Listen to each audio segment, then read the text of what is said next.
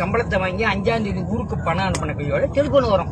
என்ன செய்து நல்லா இருக்கீங்களா, சௌரியமா இருக்கீங்களா, உடம்ப பாத்துக்கோங்க, நீங்க வெயில அலையாதீங்க, ஏன்னா உடம்பு தான் முக்கியம், உங்களை நம்பி குடும்பம்லாம் ஓடிக்கிட்டு இருக்குன்னு இந்த 1ஆம் தேதி 5ஆம் தேதி வர செய்தி. சரி, 5ஆம் தேதி முடியும் 10ஆம் தேதி அடிக்கும்போது ஹலோ என்னம்மா நல்லா இருக்கேம்மா கொள்ளையில கொஞ்சம் வேலையா இருக்கேன், 1/2 மணி நேரம் அடிக்கிறேன். அது 10ஆம் தேதி. 15ஆம் தேதி அடிக்கும்போது வாசல்ல மீன் வாங்கிட்டு இருக்கேன், இப்ப எல்லாம் பேசுறாதீங்க, மீன் கவுச்சு கையா இருக்கேன், உள்ள இருந்து அடிக்கிறேன், கேள்வி சொல்லுங்க, அவசியமா இருக்கேன் அப்படி வச்சிருங்க. 20ஆம் தேதி அடிக்கும் பொழுது அடிச்சுட்டே இருக்கான் 1/2 மணி நேரம், ஆமா ஒரு பிராமணன் ஏன் திரும்ப எடுக்கும் பொழுது நின்று போயிடும், அவங்க அடிப்பாங்க. ஏன்னா முக்கியமானது என்னது, நான் கொள்ளையில வேலை பார்த்துட்டு இருந்தாங்க, நீங்க அடிக்கணும் எனக்கு தெரியும் சொல்றது கேட்ட அப்படின்னு. மறுபடியும் 22ஆம் தேதி அடிச்சா தொடர்பு வெளியே இருக்கிறான். 22ஆம் தேதி பிற்பாடு 25ஆம் தேதி வந்த கையோடைய நீங்க அடிக்க வேண்டியது டெலிபோன் ஊர்ல இருந்து வரும்.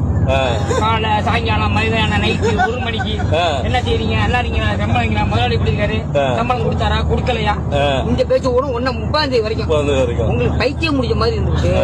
1ஆம் தேதி 5ஆம் தேதி சம்பளம் வைத்து ஊருக்கு அனுப்புவீங்க. இதுதான் ஓடிட்டு இருக்கு. காசு போல அடுப்புல பூணுங்க.